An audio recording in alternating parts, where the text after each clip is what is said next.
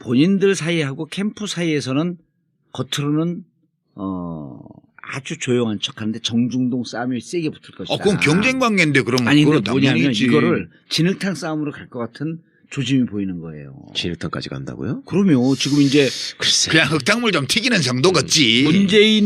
문재인 후보는 이미 검증의 강을 여러 번 거쳤잖아요. 예. 근데 안희정은 지금 안 거쳤는데 네. 커뮤니티에서 계속 이제 안희정 까는 글들이 이제서야 올라오기 시작을 해요. 근데 문캠프에서 예. 안희정 후보를 검증하지는 않을 거예요. 그러니까 SNS 수사대들이 많잖아요. 지금. 예, 그건 시민들이 하는 거지. 그렇죠. 예. 그러다 보면 극렬 문바들이 하는 거지. 극렬 문바 그다음 극렬 안바가 붙다 보면 캠프까지 영향을 미치지 않겠냐 이렇게 보는 거지.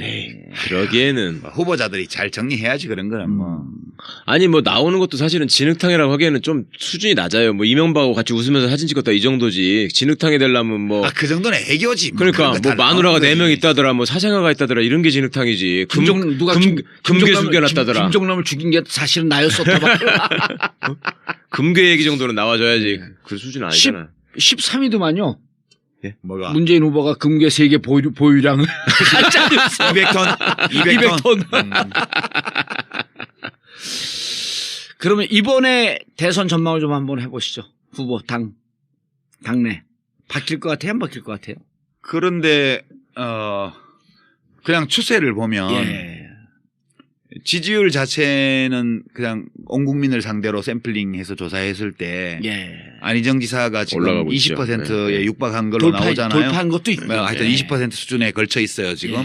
문재인 대표는 30% 플러스 알파 이런 정도 있는 것 같고요. 격차가 별로 크지 않죠. 10명 중에 1명이니까. 그런데 안희정 지사의 지지율 상승이 이 전반적인 거거든요. 그러니까 야권 지지층에서만 지지율이 올라간 게 아니고 거기서도 올라갔지만 중도층에서도 올라가고 바른정당 뭐 심지어는 뭐 국민의당 무슨 한 자유한국당 뭐 이런 데서도 무당파층 이런 데서도 다 올라온 거예요. 그러니까 경선에 참여할 정도의 강한 의지를 가지고 있는 시민들만 대상으로 놓고 보면 아직은 격차가 좀 크게 있는 편인 것 같아요. 그러니까 민주당 지지 성향 쪽에서는 격차가 좀 크게 있다. 그렇게 해서 하고 제가 주목하는 건 오히려 누가 이기냐 이런 것보다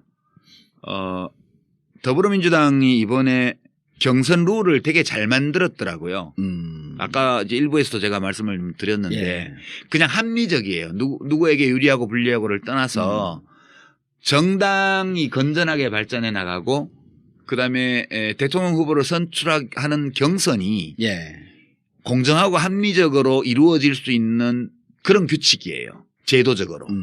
그래서 추미애 대표의 집행부가 이 경선 규칙은 되게 잘 만들었다. 그리고 더불어민주당이 하는 모든 의사결정이 이 정도의 합리성과 상식을 가지고 앞으로 해나간다면 이 당은 좀 잘 될 수도 있을 것 같다. 난 좀 과거에는 굉장히 비관적으로 봤거든요. 이 당의 미래에 대해서. 근데 이번에 해나간 걸 보면서 되게 많이 정리가 됐구나.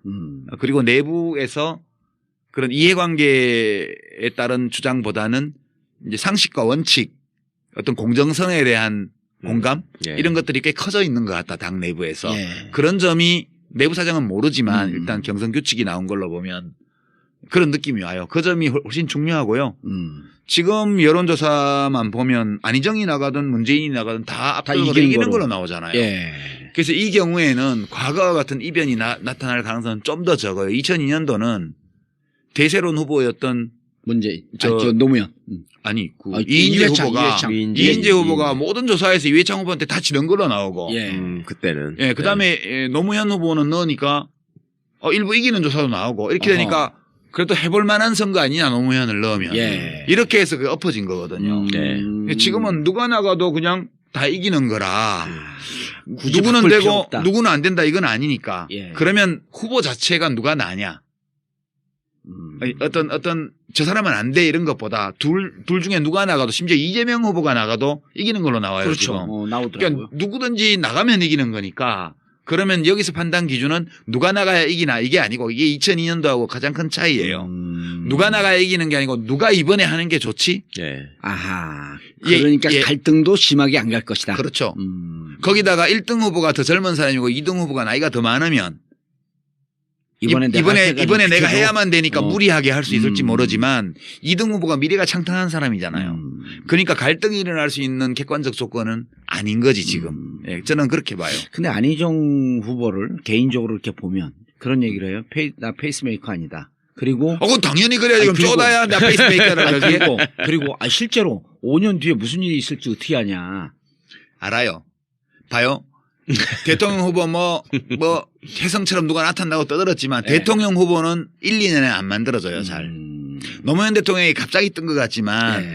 그분은 아니죠. 그전에 서울시장 선거라든가 뭐 이런 선거가 있을 때마다 네. 여론조사를 해보면 상당히 높게 선호도가 나오던 분이에요.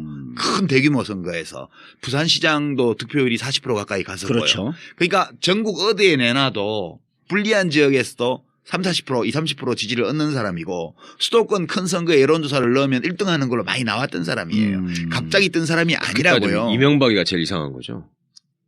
이명박이야말로 제일 짧은 기간에 뜬 거잖아요. 이명박 씨가 대통령이 된 거는 손학규 씨 책임이죠. 그런가요? 손학규 씨가 탈당 안 하고 거기서 경선을 치렀으면 그게 수도권하고 잘할- 호남 지역에서 표를 많이 먹었기 때문에 예. 잘 그때 알았어요. 박근혜가 대통령이 되는 거예요. 그럼 또 탄핵이 되고. 4대강은 없는 거. 그러면 예. 지금 녹조라 때도 없죠. 예. 그리고 박근혜는 이미 탄핵돼서 끝났어. 그때 그러니까 이 모든 사태에 예. 손학규 대표의 책임이 굉장히 크다고 나는 생각해요. 왜 오셔가지고 이쪽도 난장판으로 만들고 거기도 이명박 정권을 세워주고 왜 그러냐는 거야. 전두엽 이상해져가지고. 전. 근데 그때 만약 손학규가 그대로 있고 네. 이쪽으로 안 나왔으면 이 벙커도 없는 건데. 아니 그니까 그 손학규 씨가 왜 그렇게 왔다 갔다 했냐면 당시에 손학규계를 자임하던 정봉주, 정청래 그 몇몇 그 몰지각한 아니 인사들이 정청래 있어요 또. 거기 있어요 그냥. 아니야? 전병헌. 전병. 아이 진짜. 이해찬 총리는 탈당했잖아 그러고. 나도 손학규 그때 오니까. 당을 떠났지. 탈당하셨지. 당이 더 이상 희망이 없다고 네. 생각을 하고 그때 탈당했어요? 예, 조용히 혼자 당을 나갔어요. 제가 그때 이해찬 총리는 선언하고 나가고. 2008년 1월 달에 그냥 조용히 뭐 제가 더 머무를 공간이 없다고 느껴서 이제 조용히 떠났는데 사람들은 대구 출마하니까 무소속 하려고 가나 보다 그렇게 해서 별로 욕 안 하고 보내줬어요. 저를. 예, 나가는 저를 향해서 침뱉지 않고 그냥 보내줬죠. 예. 예. 그 뒤로는 저는 이제 그 당하고는 관계가 없으니까. 예. 그리고 제3지대에서 당을 좀 만들어 봤으니까. 우리는 제3지대를 말을 쓴 적이 없어요. 예. 그냥 우리는 일부에서 잠깐 썼었는데. 대중적인 진보정당을 하나 힘 있는 예. 진보정당을 만들고 싶다. 그러니까 개혁당하고 참여당하고 개혁당은 2002년도고 2002년서부터 두 번 하신 개혁당하고. 거잖아요. 개혁당 참여당. 국민참여당을 2010년도에 제가 국민참여당 후보로 선거에 나갔던 거고. 그 김어준 총수가 그때 저주를 퍼붓죠. 제가 지지율이 한 15% 대선 후보 지지율이 있을 때니까 예. 이제 국민참여당을 가면 국민참여당 지지율이 15%가 되는 게 아니고 네. 제 대선 후보 지지율이 3%가 될 거다. 예. 국민참여당 지지율로 될 거다. 이렇게 저주를 퍼붓고 그렇게 됐죠. 그렇게 됐지. 자, 저 양반을 좀 분석을 해주죠. 안철수. 그건 전두엽에 이상이 있는 것 같지는 않은데. 아니요. 안철수 아직은. 씨는 지극히 정상적이에요. 예. 예나 지금이나 같은 모습이에요. 예. 맞아요. 같은 예. 모습이에요. 근데 이제 정치에 들어와서 친구를 조금 잘못 사귀어가지고 예. 약간 무리 든 거는 있는 것 같아. 어느 친구를 잘못 사귄 것 같아요? 박아무개라고 있어. 야, 좀 친구라기보단 조금 이제 나이가 좀. 뭐 정치권에서는 다 친구지 뭐. 예. 전에 김아무개 사귈 때부터 약간 이상해졌죠. 그때도 그렇지. 이상했지. 예, 예. 예. 그러니까 그때부터 삐딱선이. 그러니까 친구를 잘못 사귀었어요. 내가 친구 잘못 사귀어서 감옥 갔잖아. 예. 대학 다닐 때. 그 친구 누구예요, 근데? 지금 뭐 근데 하세요? 아니 그쪽에서는 여길 잘못 싸면서 감옥 갔다 아니, 그래. 근데 나는 그 친구들이 참 훌륭한 친구였다고 예. 생각해요. 그래서 내가 똑바로 살 수 있었으니까. 근데 안철수 의원은 들어와서 사귄 친구들이 그 어떤 친구가 좋은 친구고 어떤 친구가 안 좋은 친구라는 거를 잘 몰랐어요. 예. 그러다 보니까 계속 그렇게 어울려서 정치를 잘 몰라서 그런 거 아니에요? 정치에 그렇죠. 대한 감이 좀 전체적으로 떨어지고. 보면 예. 전체적으로 보면 정치 업계라는 데가 이 예. 업계가 되게 쌀벌한 데거든요. 그 상당히 전문 직종 아니에요? 예, 아주 전문 직종이고 그리고 경쟁이 치열한 것이고 공정 거래 관행이 없어요. 예. 최근에 와서 안철수 의원도 그걸 깨달았는지 적극적으로 왜곡하는 상대방이 있다는 것이 이 정치인은 다른 업계와 다른 점이다 이렇게 최근에 얘기를 하더라고. 예. 근데 그거를 이제 알으면 안 되지. 적극적으로 왜곡하는 것은 상대방에만 있는 게 아니에요. 그렇죠. 적극적으로 왜곡하는 것은 내 주변에도 있거든. 예. 거기까지는 아직 파악이 안 된 것 같아요.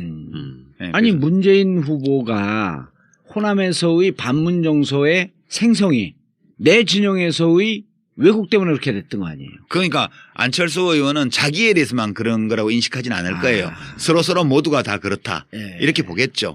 근데 저는 안철수 의원은 좀 안타까운 게 예. 국민의당 만든 게 굉장히 대선 후보로서는 큰 실수지. 예, 잘못된 선택이었다고 네. 봐요. 합리적이지 않은 예. 도덕적으로 잘못됐다는 게 아니고 네. 대선 전략으로서는 잘못됐다. 불합리한 선택이었어요. 이게 노무현 대통령이 제가 2007년도에 대통합신당 할 때 예. 반대를 했잖아요. 열린우리당 사수파. 네. 그 대통령 만나서 우리는 안 간다. 나는 안 간다. 비례대표들 가겠다는 사람 징계해서 다 보내주겠다. 몇 명이 남든 열린우리당에서 남아서 하겠다. 그랬더니 노 대통령이 뭐라고 나한테 얘기를 하셨냐 하면 메인스트림에서 벗어나지 마세요. 아. 예전에 벗어나 보신 경험이 큰 흐름에서 벗어나면 고생만 되고 아무것도 되는 일이 없어요. 라고 저한테 말씀하셨어요.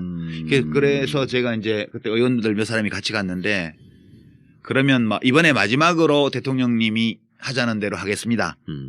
그다음부터 뭘 하든 그때는 간섭하지 마십시오.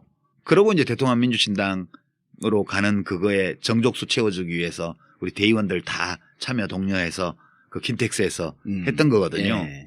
그러니까 저는 노 대통령의 그 말이 맞다고 생각해요. 저는 사실 대통령이 꼭 되고 싶은 생각 같은 게 별로 없었기 때문에 그냥 정당을 하나 잘 만드는 쪽에 목표를 두고 간 건데 만약 제가 대통령이 되겠다는 생각을 했다면 절대 그렇게 안 했죠.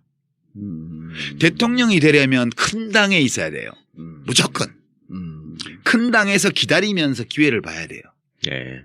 저한테 만약 안철수 의원이 어드바이스를 구했다면 절대 나가지 말라고 했을 것 같아요. 거기서 기다리고 있으면 문재인이 실족을 하거나 자빠지거나 뭐 이렇게 하면 기회가 반드시 온다. 그때까지 열심히 당대표 도와주는 신용이라도 하고 있다 보면 내 차례 오니까. 예. 예. 그렇게 어드바이스 했을 텐데 좀 안타까워요. 그러니까 보기보다는 욕심이 많았던 것 같아요. 아니 나는 그분을 이렇게 보면 욕심이 아니고 2등을 못 버텨야 하는 것 같아. 저는 그걸 욕심이라고 표현했는데 2등을 못 버티는 생각보다 거? 저는 제가 내린 결론은 저는 솔직히 개인적으로 안철수 대표 주변에 있었던 사람들이 되게 가까운 사람들이 많았기 때문에 그렇지 금차섭도 그렇고. 상당히 호감을 가지고 제가 계속 보려고 굉장히 노력했는데요. 제가 내린 결론은 이 사람은 가장 잘못된 증세가 왕자병이다. 저는 그러니까 2등을 못 버티는 거. 그거는 완전 인상비평이고 네. 왕자병 이런 거는 인상비평이고 정치인으로서도 그게 안 좋은 거잖아요. 왕자병. 그게 아니 나 지금 유 작가님이 말씀하신 당에서 기다려라. 때를 기다려야 돼요. 온다. 예. 근데 그게 2등 3등 바닥에 깔려 있을 때 그 세월을 인내하면서 그거 못 견디는 참아가는 게 거지. 정치거든요. 그건 못 근데 견뎌요. 그거 못 그건 버티는 내가 거 왕자니까. 제가 느끼는 바로는 예. 이재명 현상도 그렇고 지금 안희정 현상도 그렇고 다 마찬가지인데 국회의원은 자기가 아등바등해서 될 수도 있어. 예. 작전 쓰고 뭐 아하. 기획하고 재주를 부려서 꼼수를 쓰고 뭐 줄을 잘 쓰고 뭐 해가지고 돼요. 국회의원을 할 수 예. 있어. 대통령은 유권자 의견해 주는 거라니까요. 그냥 그 사람 이제 우리가 지금 언론 보도나 논평을 보면 문재인 이래서 어려워 이렇게 바꿔야 돼. 안희정 이걸 바꿔야 돼. 뭐 무슨 뭐 또 누구예요. 뭐 이재명 이걸 바꿔야 돼. 안철수 온갖 입 달린 놈들이 다 한 소리씩 해요. 예. 그러면 그게 장단이 어떤 거는 뭐 자진몰이 장단이 어떤 건 국거리 장단이야. 어느 장단에 춤을 춰야 될지도 알 수가 없어 듣다 보면 예. 뭐 진보는 진보 쪽에서 한 소리하고 보수는 보수 쪽에서 한 소리하고 뭐 노동자 농민 기청단체에서는 거기에서 한 소리하고 지식인들은 또 딴 소리하고 맨날 그런단 말이야. 안 변해요. 50 넘은 사람 변하는 거 봤어요? 못 김문수. 바꾼다고. 김문수.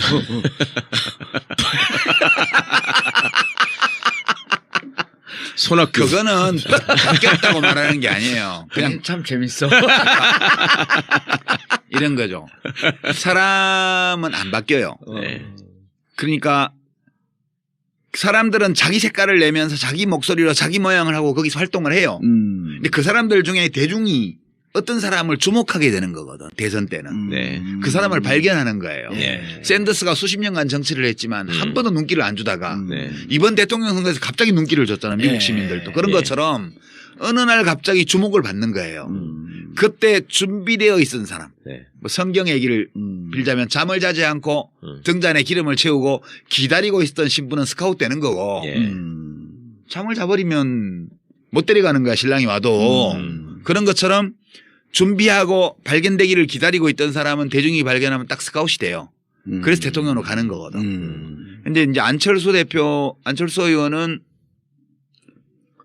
그 생각을 이제 판단착오를 한 거라고 봐요. 저는 더불어민주당 안에서 계속 기다리면서 이걸 했더라면 그러면 대중들이 안철수를 다시 재발견해 줬을 수도 있거든요. 근데 저렇게 메인스트림에서 벗어나서 호남의 지역구를 둔 국회의원에게 이용당한 거거든요. 저게. 그렇죠. 그러니까 그 호남에 이번에 국회의원 배치도 한 분들은 만세 불렀지 안철수 덕에. 예. 그렇지만 안철수 씨는 안철수 씨도 국회의원도 당선이 되고 지역에서 또 30몇 명 되는 정당의 을 만들어낸 공적이 있지만 예. 대선 후보로서는 치명적인 결함을 안게 된 거예요. 소수정파의 후보라는 거. 그래서 그거는 굉장히 하여튼 도덕적으로 잘못된 선택은 아니지만 예. 그건 전혀 도덕의 잣대를 제일 문제가 아니고 전략적으로 볼 때 합리적이지 않은 선택을 한 걸로 저는 봐요. 대선 후보의 꿈을 갖고 있었다면 예. 그냥 정치 혁신의 꿈이 있었다면 난 이해해 줄 수 있다고 봐요. 그러니까 나는 뭐 양당 구도를 허무는 것 자체를 가치 있게 생각하고 그걸 목표로 한다 그러면 그건 합리적인 건데 이게 목표를 뭘로 두냐에 따라서 똑같은 행위가 목적 합리성을 가진 행위이기도 하고 아닐 수도 있고 그런 거거든요. 근데 대통령이 되고야 말겠다는 의지를 가진 사람으로서 그 전략으로 그 길을 택했다면 그것은 합리적이지 않은 선택을 봐야죠. 그게 지금 안철수 의원이 겪고 있는 어려움의 원천이라고 봐요. 저는. 원인은 친구 잘못 만나서. 뭐 다 본인이 선택한 거지만 그래도 본인의 선택에 별로 좋지 않은 친구들이 영향을 많이 미쳤다. 저는 그렇게 보는 거죠. 대선은 끝까지 레이스를 걸겠죠. 그렇죠. 누구하고 단일화한다거나. 그거는 뭐 최소한의 자존심이고 내가 본선에 가면 국민들이 나를 발견해 줄 것이다라는 믿음이 있기 때문에 그런 믿음이 있다면 가보는 것도 좋죠. 문재인 후보한테는 유독 자신감이 있어요. 또 문재인 후보와 1대1로 하면 난 무조건 이긴다. 아니, 그건 뭔 놈의 자신감이 그 전에 당내 경선에서 이길 수 있을까? 그거는 뭐 손학규 이길 수 있는 거로 나오던데. 아니 그거는 안희정 후보가 모르죠. 뭐 페이스메이커 웃기는 소리 하지 마라. 차차기는 없다. 차차기 아니다. 이거하고 똑같은 얘기지. 정치인들은 자기의 목표를 그대로 날 것대로 말하지 않아요. 네, 그러니까 뭐 그거는 이해를 해줘야지 우리가. 어떡하겠어요? 레이스는 끝까지 할 것이다. 네.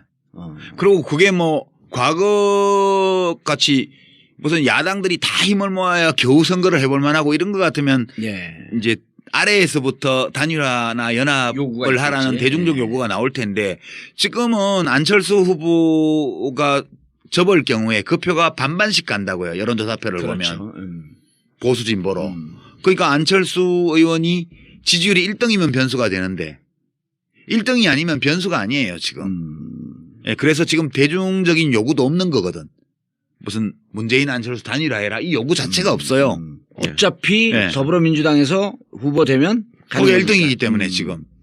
그리고 뭐 안철수 후보가 끝까지 뛰어도 괜찮지 뭐 그 사람 걸리고 뭐 그래도 뭐 괜찮겠네 이렇게 그러니까 여유 있게 사람들이 대중들이 봐주는 거니까 그런 과거와 같은 단일화를 하라는 도덕적 압력이 없어요 지금. 그런 판국에 안철수 의원이 후보가 되면 끝까지 안 뛸 이유가 없는 거죠. 고향 사람들 얘기를 좀 하셔야죠. 고향 사람들 뭐. 자유한국당 얘기도 좀 해야 되고 바른정당 얘기도 좀 해야 되고. 그 얘기할 만한 가치나 있는 당들인가? 그분들이 국가는 무엇인가 이 책은 사볼까? 절대 안 보지. 정북 좌빨이 쓴 책을 왜 봐? 그래도 책을 꿀팁을 주면 이게 유시민 작가의 책을 보면 우리가 또 집고를 좀 할 수 있지 않을까 이런 환상은 안 가질까? 에이. 그 사람들 책 잘 안 읽어요, 근데.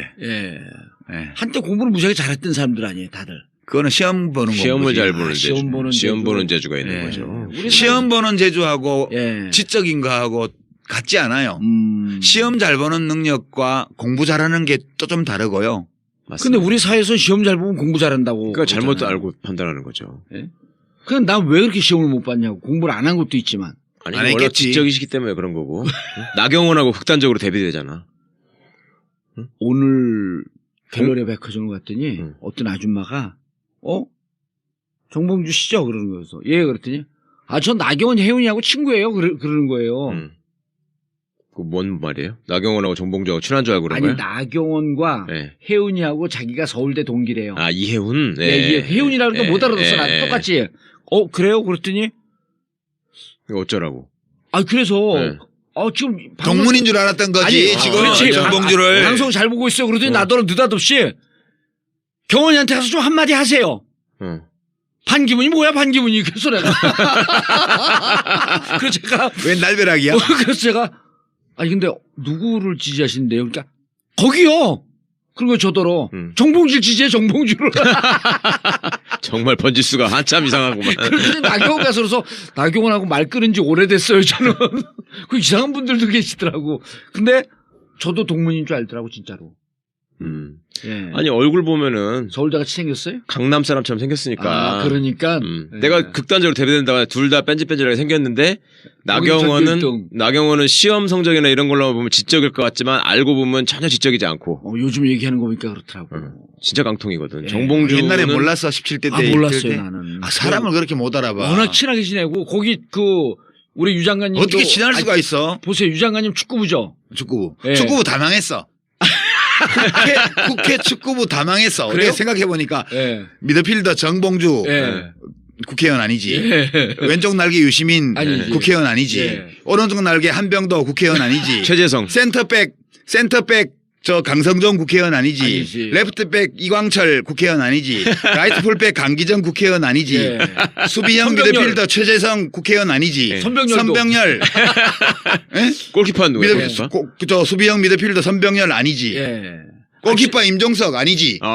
근데 제일 잘 국회 축구부 지금 전멸이야. 아니, 한 명 남았어 한 명. 완전 전멸이야. 여성 축구부원 한 명 있었거든요. 나경원. 조배숙도 있어. 나경원 축구부에? 조배숙 다 축구부야. 심지어 정몽준도 국회의원이 아니다. 그렇지. 그러네. 하여튼 17대 국회가 축구부는 다 망했어. 국회 축구부가 전성기 때인데 그때가 예. 그때 일본 국회의원 축구팀하고 붙어서 풀로 뛰면 한 15대 0 날 그렇죠. 실력이었어. 팀이었지. 그런데 17대 국회의원 멤버들이 내가 오늘 아침에 뭐 이렇게 보다가 예. 우연히 꼽아왔는데 싹 전멸했더라고.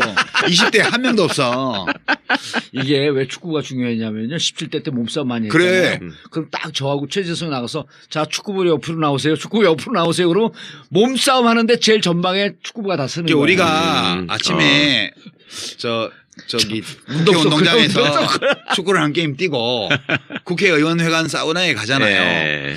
그러면 이제 남자들은 사우나에 갔을 때 옷을 벗는 순서가 두 종류가 있어. 위에부터 벗는 사람이 있고 아래부터 벗는 사람. 축구부는 다 아래부터 벗어. 그러고 이제 이렇게 딱 허벅지에 힘주고 걸어 다니면 오늘 무죄 선고 받은 H모 의원 이런 사람 빈약한 하체를 하고 저쪽 구석에 조용히 있지. 그 목욕탕을 누비고 다니면서 진짜 우리가 한 구석에 있어서 다들 왜냐면 이게 나이가 들면서 팔다리가 가늘어지잖아요. 네, 그렇죠. 그러니까 근육량이 줄어서 그래. 노화 체형. 배만 나오고. 그 우리 축구부가 다 허벅지 장단지 이만해가지고 딱 밑에만 벗고 다니는 거야. 허벅지는 굳이 안 벗어도 다 표시 나는데. 그리고 다 뭔가 벗어야 좀 제대로 이상한데. 보이지. 아니 그래서 그죠? 그 고향 사람들은 평 안 할 거예요? 뭐 자유한국당하고 TK의 미래에 대해서. TK 미래. 지금 김관영 경북지사가 자기가 대선 후보인데 안 알아준다고 지금 그런 슬퍼한다는 거 아닙니까? 거기 황교안 빼고도 10명이래. 엄청 많아요. 자유한국당? 네. 근데 1% 넘는 사람이 별로 없어요. 중요한 건. 아니 그러거나 말거나. 거의 대부분 0점 몇 프로지. 예. 홍준표 씨 1.2%인가 나온 것 같은데 어디? 그래요? 이번에 이제 자기가 뭐 다크호스라고 이제 치고 올라간다고. 언제부터 대통령 선거 진입 장벽이 1%가 됐어? 참 글쎄 슬픈 말이야. 현실이야. 나 같으면 쪽팔려서 여론조사에 빼달라고 그래. 나 5% 됐을 때 빼달라고 부탁했거든. 리얼미터 여택수 대표한테 전화해가지고 저 좀 빼주세요 제발. 난 나간다고 얘기도 안 했고 쪽팔려 죽겠네. 5%가 뭐야 좀 빼줘요 이랬더니. 이정인이 그랬잖아요. 3명 다 합해봐야 10%도 안 되는데 무슨 대권 주자냐고. 요즘 10%면 유망주지. 3명 합쳐서 10%면. 이번에는 그럼 별 힘을 발휘 못하고 황교안은 레이스 걸고. 지금 이번 대선은 제가 볼 때는 2007년 대선을 엎어놓은. 그렇죠. 역 2007년. 그때가 돌이켜보시면, 이명박. 박근혜가 붙었고. 아니, 이명박 이회창이 본선에서 얻은 표가 63점 몇 %예요. 둘이 합치면. 그러니까 보수 쪽이 이해창이 나왔으니까. 보수 그래 쪽이 이해창 씨가 15%를 받았잖아요. 이명박이 48점 몇 프로 예. 받아서 그 64%점을 받았어요. 네. 그리고 이쪽에 정동영. 이제 정동영, 문국현, 권영길이 받은 표가 그게 35%예요. 네. 그러니까 65대 35로 35. 지형이 쪼개져 있었거든 그 당시에 네. 보수 진보가. 네. 지금 여론조사표를 보면 거꾸로 됐잖아요. 네. 지금은 더불어민주당 후보를 다 합치고 그럼 한 60%가 넘게 나오죠. 그게 60% 가까이 돼요. 60%쯤 돼요. 심상정 네. 정의당 후보를 합치면 60%가 넘어요. 대부분. 음. 그리고 이제 저 안철수 후보 표는 반반으로 봐서 예. 그걸 반을 쪼개면 65예요. 그러네. 그 나머지 잡 후보를 황교안부터 싹 다 합치면 그게 35야. 그 안철수 반까지 포함해가지고. 그렇죠. 한 15명이. 그렇게 35나 되나? 15 한 명이야. 17명이 합쳐 평균 2%. 그래서 지금 이 지형이 65대 35의 지형이 돼 있어요, 지금. 그러니까 거꾸로 이 삐뚤어진 운동장인데 2007년도에 반대표. 반대쪽으로 기울은 거예요, 지금. 예. 그 저기선 무슨 해도 안 된다. 그러니까 이제 저쪽은 어마어마한 잘못을 저질러야 이런 정도 기울어져요. 예. 진보 쪽으로. 근데 진보 쪽은 사소한 잘못만 해도 금방 저쪽으로 다시 기울어져. 그렇죠. 그러니까 저쪽은 65를 회복하는 게 빨라요. 아하. 이쪽이 한 10년 집권하면 저절로 65 거의 가까이 가. 이쪽은 저쪽이 똥볼을 엄청 차고 막 엄청 엉덩터리질을 하고 이쪽이 막 아득바득 목숨 걸고 최선을 다해야 그거 비슷하게 가는 거예요. 그 여전히 운동장은 기울어져 있죠. 잠시 지금 이쪽으로 온 거죠, 지금. 최순실이라고 하는 나라를 구한 여성 때문에. 네. 그때는 때문에라고 그러냐고 덕분에라고 그러요 언어를 정확하게 사용해야 돼요. 예. 님이 오셔서. 예. 근데 그러거나 말거나 다음 총선에 우병우는 당선될 거예요, 영주가 가지고. 그걸 물어보는 거죠, 지금. 아니, 이제 가는데 거기는. 저거 한다는 거 아니에요? 구속영장 친다는 아니, 거 아니야? 치든 말든 그새 또 그게 나올 거야. 그 다음 총선까지 3년이나 남아가지고. 3년이나 남았기 때문에 나올 가능성이 높다니까. 아니, 그게, 그건 그 선거법이 아니구나. 네. 피선거권 박탈이 아니네. 네. 대대로. TK 지역은 앞으로도 예. 다음 총선에서도 뭐 자유한국당하고 그렇죠. 바른정당 네, 네. 거기에 경쟁력 강한 후보가 이기는 이런 구도로 갈 거예요. 일부 지역은 지금 현재 야권이 네. 될 수도 있겠지만. 예. 이 꼴로 가면 바른정당이 잘 안 되겠죠. TK에서도. 될 만한 사람이 뭐. 네, 잘 안 될 것 같죠. 네. 계속 뭐 주장고 있는데. 합칠 거예요, 그 둘이는.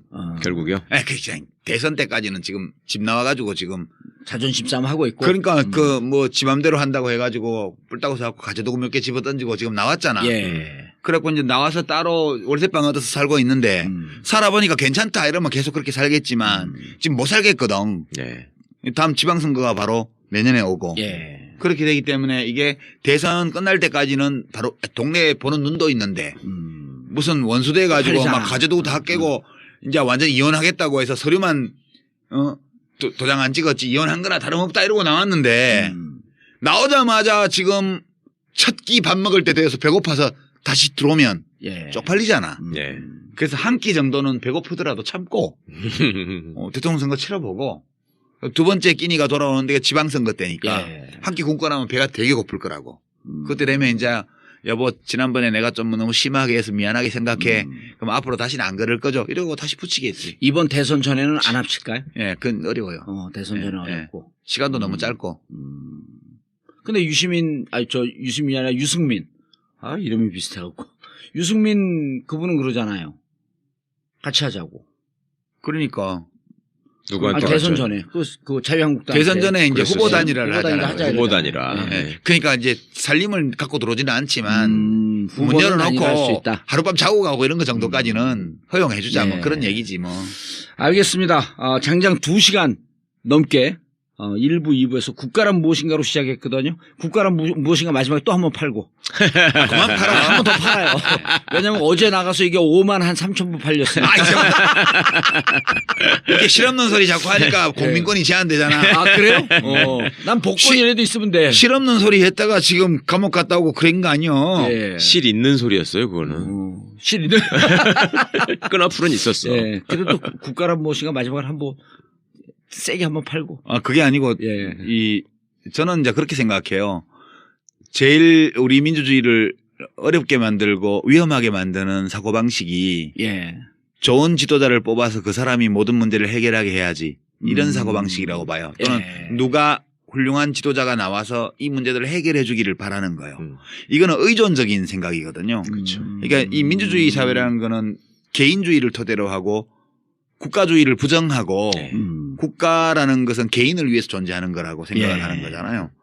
그럴 때 민주주의의 기초는 독립한 개인이에요. 자각한 개인, 독립한 개인. 그러니까 내 권리와 의무가 무엇인지 알고 내 스스로 어떤 문제에 대해서 판단하고 그리고 그 판단을 행동으로 옮길 줄 아는 시민.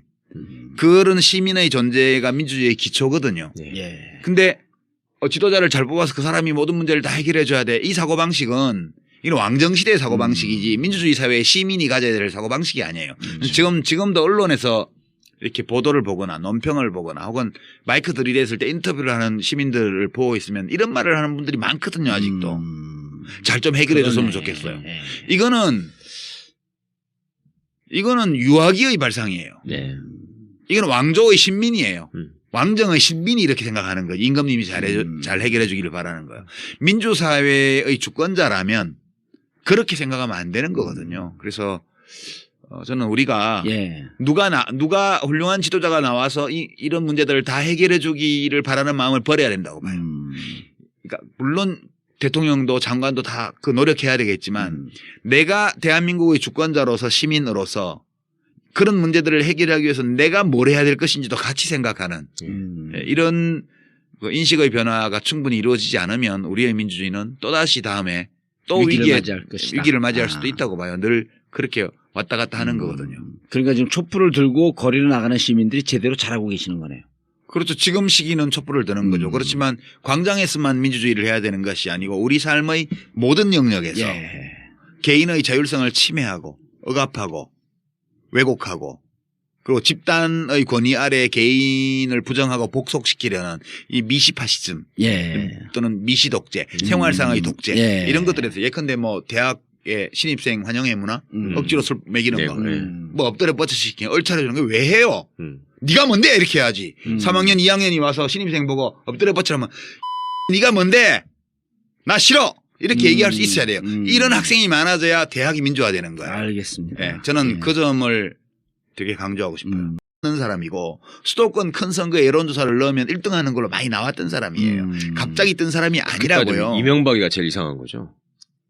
이명박이야말로 제일 짧은 기간에 뜬 거잖아요. 이명박 씨가 대통령이 된 거는 손학규 씨 책임이죠.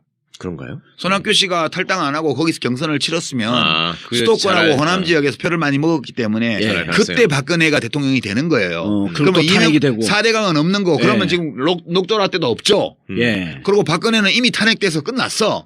그때. 그러니까 이 모든 사태에 손학규 대표의 책임이 굉장히 크다고 나는 생각해요. 왜 오셔가지고 이쪽도 난장판으로 만들고 거기도 이명박 정권을 세워주고 왜 그러냐는 거야. 전두엽 이상해져가지고. 근데 그때 만약 손학규가 그대로 있고 이쪽으로 안 나왔으면 이 벙커도 없는 건데.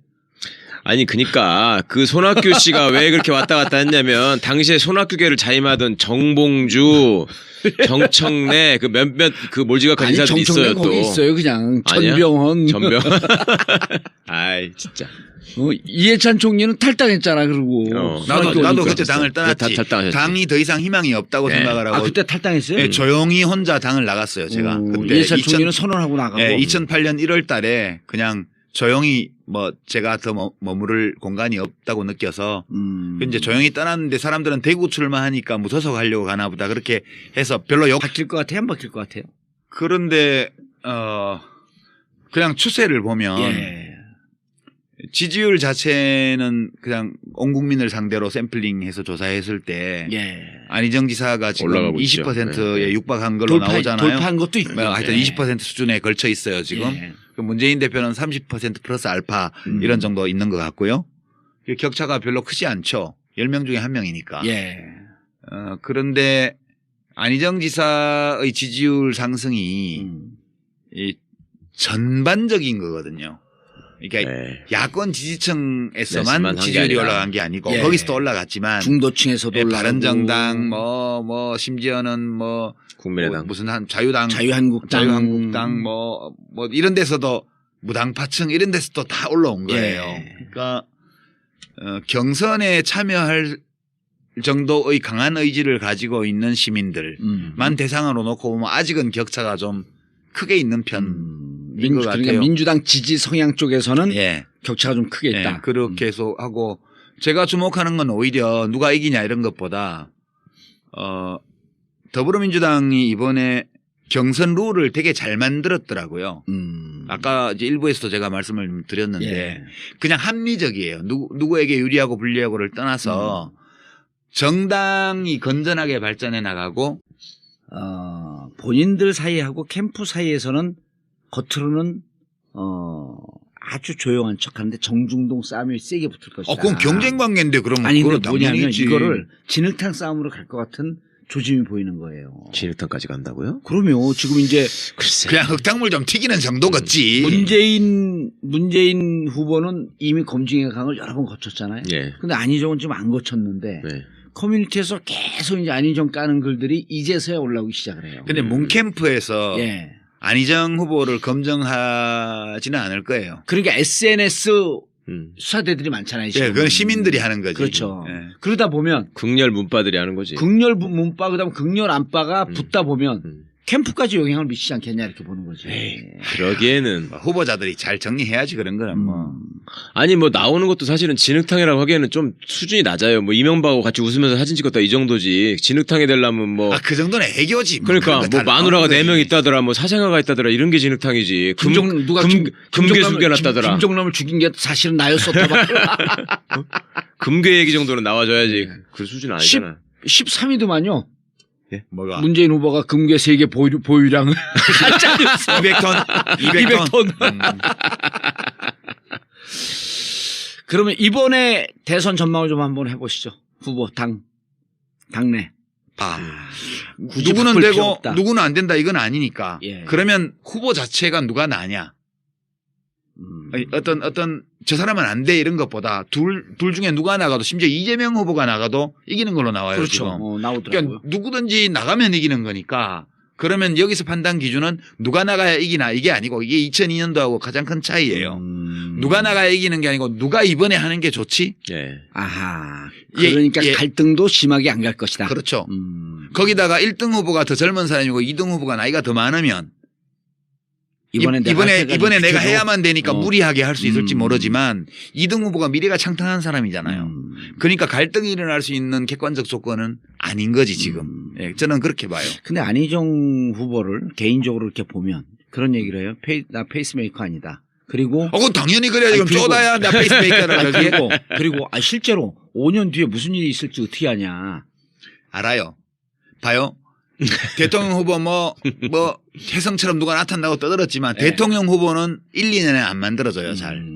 노무현 대통령이 갑자기 뜬 것 같지만 그분은 아니죠. 그전에 서울시장 선거라든가 뭐 이런 선거가 있을 때마다 여론조사를 해보면 상당히 높게 선호도가 나오던 분이에요. 큰 대규모 선거에서.